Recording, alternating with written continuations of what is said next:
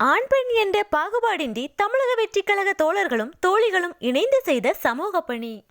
தளபதி விஜய் அவர்கள் தமிழக வெற்றிக் கழகம் என்ற அரசியல் கட்சியை ஆரம்பித்ததிலிருந்தே தமிழக வெற்றிக் கழக தோழர்கள் தங்களை முழுமையாக மக்கள் பணிகளில் ஈடுபடுத்தி வருகின்றனர். தற்போது ஆண் பெண் என்ற வேறுபாடின்றி தமிழக வெற்றிக் கழக தோழர்கள் இருபாலருமே இணைந்து சமூக பணி ஒன்றை செய்து முடித்து மக்களிடம் நல்மதிப்பை பெற்றுள்ளனர். சமீப காலமாக தமிழ்நாட்டின் எந்த பகுதிகளின் சாலைகள் சேதமடைந்திருந்தாலும் அதை சீர்படுத்தி ஒழுங்குபடுத்துவது தமிழக வெற்றிக் கழகத்தின் ட்ரெண்டாகவே மாறி வருகிறது. அந்த வகையில் தற்போது கோவை புறநகர் தொண்டாமுத்தூர் பகுதியில் விபத்துகளை ஏற்படுத்தும் வகையில் சாலை ஒன்று சேதமடைந்திருந்தது.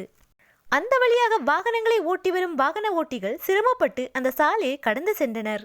இதனை கவனித்த தமிழக வெற்றிக் கழக தோழர்கள் அரசு அதிகாரிகளின் கையை எதிர்பார்க்காமல் தாங்களாகவே தங்கள் சொந்த செலவில் அந்த சாலையை சீரமைக்க முடிவு செய்துள்ளனர். இதனால் ஆண் பெண் என்ற பாகுபாடின்றி தமிழக வெற்றிக் கழக தோழர்களும் தோழிகளும் இணைந்து அந்த சாலையில் மண்ணை கொட்டி மூடியுள்ளனர்.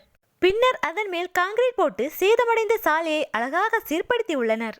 தற்போது அந்த வழியாக செல்லும் வாகனங்கள் எந்த சிரமமுமின்றி செல்கிறது. தமிழக வெற்றிக் கழக தோழர்களின் இச்செயலை பலரும் பாராட்டி வருகின்றனர்.